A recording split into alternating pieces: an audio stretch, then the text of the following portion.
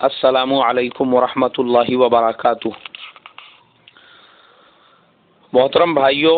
بزرگوں اور دوستوں، یہ ہمارا اصلاح معاشرہ کا 266واں سبق ہے۔ محترم بزرگوں، ابھی چند روز پہلے میں سفر پر تھا تو ایک میرے عزیز دوست ہیں، ان سے ملاقات ہو گئی۔ وہ میرے اصلاح معاشرہ کے پرماننٹ ممبر بھی ہے، روزانہ اسباق سنتے ہیں۔ کہنے لگے مولانا، آپ نے 250ویں سبق میں ایک اللہ والوں کا تذکرہ فرمایا کہ ملک کا وزیر اعظم بھی ان کا مرید ہے۔ مجھے سن کر بہت تعجب ہوا کہ سبحان اللہ، ایسے ایسے اللہ والے موجود ہیں کہ ملک کے وزیر اعظم بھی ان کے مرید ہے۔ میں نے کہا بھائی صاحب، ایسے ایسے اللہ والے اس سرزمین سے جا چکے ہیں کہ ملک کے وزیر اعظم، ملک کے بادشاہ صرف ان کے مرید نہیں ہوئے، ان کی جوتیاں سیدھی کرنے میں اپنے لیے انہوں نے فخر محسوس کیا۔ ان کی جوتیوں کے اٹھانے کو انہوں نے اپنے لیے بہت بڑا اعزاز سمجھا۔ بولے مولانا، ایسے بھی اللہ والے گزرے ہیں؟ میں نے کہا لسٹ تو بہت لمبی ہے، لیکن میں آپ کو صرف ایک اللہ والوں کا نام بتاؤں گا جنہوں نے صرف ہندوستان نہیں، پورے عرب دنیا میں بھی ایک انقلاب برپا کر دیا تھا۔ اور آج بھی عرب دنیا ہندوستان کو اگر صحیح ڈھنگ سے کسی کے نام سے جانتی ہے تو وہ ہے حضرت مولانا سید ابو الحسن علی ندوی رحمۃ اللہ علیہ۔ میں نے کہا وہ ایک عالم اپنے وقت میں ایسے تھے، جتنی کتابیں انہوں نے اردو میں لکھی ہے اس سے زیادہ ان کی عربی کتابیں ہیں۔ ہندوستان کا شاید ہی کوئی عالم ایسا ہوگا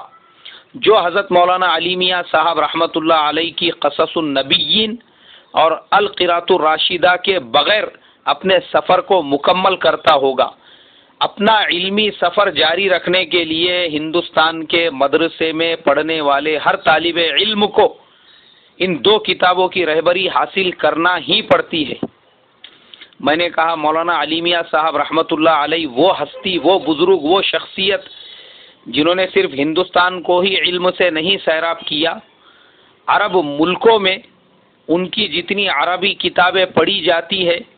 اتنی کسی بھی ہندوستانی عالم کی نہیں پڑھی جاتی۔ مولانا علی میاں صاحب رحمۃ اللہ علیہ کی صرف ایک کتاب ماذا خسر العالم بانحطاط المسلمین جب انہوں نے لکھی تو عرب دنیا کے اندر بھونچال آ گیا، تہلکہ مچ گیا۔ مولانا علی میاں صاحب کی کتابیں ایسی ہے کہ عرب ملکوں کے کالجز، یونیورسٹیز کے اندر وہاں کے سلیبس اور نصاب میں داخل ہے۔ وہاں کا طالب علم مولانا علی میاں صاحب رحمۃ اللہ علیہ کی کتابوں کو پڑھ کر گریجویٹ، پوسٹ گریجویشن اور پی ایچ ڈی کی ڈگری حاصل کرتا ہے۔ مولانا علی میاں صاحب نے جب ماذا خسر العالم بانحطاط المسلمین لکھی تو سعودی عرب کے جو شاہ فیصل ہے انہوں نے اس کتاب کو سر آنکھوں پر اٹھا لیا۔ کہا کہ کون ہے یہ عالم جو مصر میں نہیں پیدا ہوا، جو سعودی عرب میں نہیں پیدا ہوا، جو یمن میں، عمان میں، جو کویت میں، عراق میں نہیں پیدا ہوا؟ یہ عالم کون ہے جو سرزمین ہندوستان کے اوپر پیدا ہوا ہے؟ ہم اس کا استقبال کرنا چاہتے ہیں۔ حضرت مولانا علی میاں صاحب رحمۃ اللہ علیہ کو خصوصی دعوت نامہ بھیجا گیا، اور حضرت مولانا علی میاں صاحب رحمۃ اللہ علیہ جب سعودی عرب پہنچے تو ان کے استقبال کے لیے صرف شاہ فیصل ہی نہیں،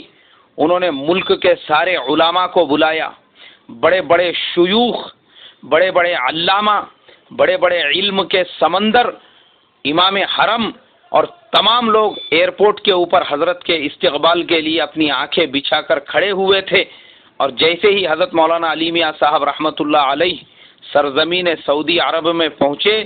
شاہ فیصل نے شاہی انداز میں ان کا استقبال کیا، اور مولانا علی میاں صاحب رحمۃ اللہ علیہ کا شاہی محل کے اندر رہنے کا انتظام کیا گیا، اور پورے عرب دنیا بلکہ پورے عالم اسلام کا سب سے بڑا جو اعزاز ہے شاہ فیصل ایوارڈ حضرت مولانا علی میاں صاحب رحمۃ اللہ علیہ کے قدموں میں رکھا گیا، اور حضرت مولانا علی میاں صاحب رحمۃ اللہ علیہ کے ہاتھوں میں بیت اللہ کی چابی دی گئی اور حضرت مولانا علی میاں صاحب رحمۃ اللہ علیہ کو بیت اللہ کا دروازہ کھولنے کا شرف حاصل ہوا، اور مولانا علی میاں صاحب رحمۃ اللہ علیہ نے بیت اللہ کے اندر جو ہے نماز ادا کی۔ میں نے کہا بھائی صاحب ایسے ایسے علم کے سمندر ہمارے ملک ہندوستان کے اندر پیدا ہو چکے ہیں، اور میں نے کہا بس یہیں پر بس نہیں، میں آپ کو اور بھی سناتا ہوں کہ مولانا علی میاں صاحب رحمۃ اللہ علیہ کا مقام کیسا تھا، مرتبہ کیسا تھا۔ حضرت کا جب وصال ہو گیا تو ایک شہر میں بہت بڑی کانفرنس منعقد ہوئی حضرت کے حالات زندگی پر، جہاں پہ مصر کے، سعودی عرب کے اور ملیشیا کے اور دنیا کے بہت سارے مسلم ممالک کے بڑے بڑے اسکالرس حضرت کے حالات زندگی پہ لیکچر دینے کے لیے پہنچے تھے، اور اللہ کے فضل و کرم سے مجھے بھی اس شہر میں جانے کا اور 3 دن کی وہ کانفرنس اٹینڈ کرنے کا موقع اللہ نے دیا، اس لیے کہ مجھے حضرت مولانا علی میاں صاحب سے ایک قلبی لگاؤ، ایک دلی محبت اس وجہ سے بھی تھی کیونکہ ہم نے بھی اپنے طالب علمی کا سفر ان کی کتابیں پڑھ کر ہی طے کیا تھا، اور اپنے طالب علمی کے زمانے میں جو فیوز ہم کو القراۃ الراشدہ اور قصص النبیین سے ملے ہیں میں وہ بتا نہیں سکتا۔ خیر، وہ جو کانفرنس میں ہم پہنچے تو وہاں پہ ایک صاحب جو ہے انہوں نے اپنے خطاب کے اندر ایک کتاب کے حوالے سے حضرت مولانا علی میاں صاحب رحمۃ اللہ علیہ کے حالات زندگی پہ روشنی ڈالی اور کہنے لگے، بولے مولانا علی میاں صاحب رحمۃ اللہ علیہ کا مقام اور مرتبہ ایسا تھا کہ پاکستان کے جنرل ضیاء الحق نے حضرت کو خصوصی دعوت نامہ بھیجا۔ حضرت مولانا علی میاں صاحب رحمۃ اللہ علیہ جب پاکستان تشریف لے گئے تو جنرل ضیاء الحق بذات خود حضرت کے استقبال کے لیے ایئرپورٹ پر پہنچے۔ جب حضرت مولانا علی میاں صاحب رحمۃ اللہ علیہ وہاں پر پہنچے تو شاہی انداز میں حضرت کا استقبال کیا گیا، حضرت کو سر آنکھوں پر اٹھا دیا گیا، اور جب حضرت تشریف لے گئے جنرل صاحب کے محل میں، حضرت نے جب جوتیاں اتاری تو ان جوتیوں کو شاہ وہاں کے جو جنرل ضیاء الحق تھے انہوں نے اپنے ہاتھوں میں اٹھا لیا۔ دنیا کا میڈیا یہ منظر دیکھ رہا تھا، پوری دنیا یہ منظر دیکھ رہی تھی کہ پاکستان کے اتہاس اور تاریخ کا سب سے کامیاب ملک کا چلانے والا اور ملک کا سب سے کامیاب رہبر اور رہنما جنرل ضیاء الحق وہ اپنے ہاتھوں سے حضرت مولانا علی میاں صاحب رحمۃ اللہ علیہ کی جوتیوں کو اٹھا رہا ہے۔ اور اسی پر بس نہیں، جب حضرت مولانا علی میاں صاحب رحمۃ اللہ علیہ رات میں آرام کرنے لگے تو جنرل ضیاء الحق نے حضرت کے لیے خصوصی آرام کا انتظام کیا اور کہا کہ حضرت آپ اکیلے آرام نہیں کر سکتے، میں آپ کی خدمت کے لیے موجود رہوں گا۔ حضرت کے پیر دبانے لگا، یہ تھا حضرت مولانا علی میاں صاحب رحمۃ اللہ علیہ کا مقام اور مرتبہ۔ لیکن جنرل ضیاء الحق بھی معمولی آدمی نہیں تھے۔ حضرت مولانا علی میاں صاحب رحمۃ اللہ علیہ سو گئے، لیکن رات کے اندھیرے میں انہیں اپنے کمرے کے کونے میں سسکیوں کی اور رونے کی آوازیں آنے لگی۔ حضرت جب بستر سے اٹھے اور دیکھا کہ یہ کون رو رہا ہے، کون سسکیاں لے رہا ہے، تو دیکھا کہ ملک کا چلانے والا، ملک کا رہبر، ملک کا رہنما، ملک کا بادشاہ وہ اللہ تبارک و تعالیٰ کے سامنے سجدہ ریز ہے اور سجدے کی حالت میں تہجد میں رو رو کر اور گڑ گڑا کے دعا کر رہا ہے۔ میرے محترم بزرگوں، یہ وہ لوگ تھے جنہوں نے ہمارے بزرگوں کی، ہمارے اکابرین کی قدر کی۔ میں اور آپ تو ناقدرے ہیں، ہم لوگوں کو کیا معلوم ہے ان اللہ والوں کے بارے میں اور ان علم کے سمندروں کے بارے میں۔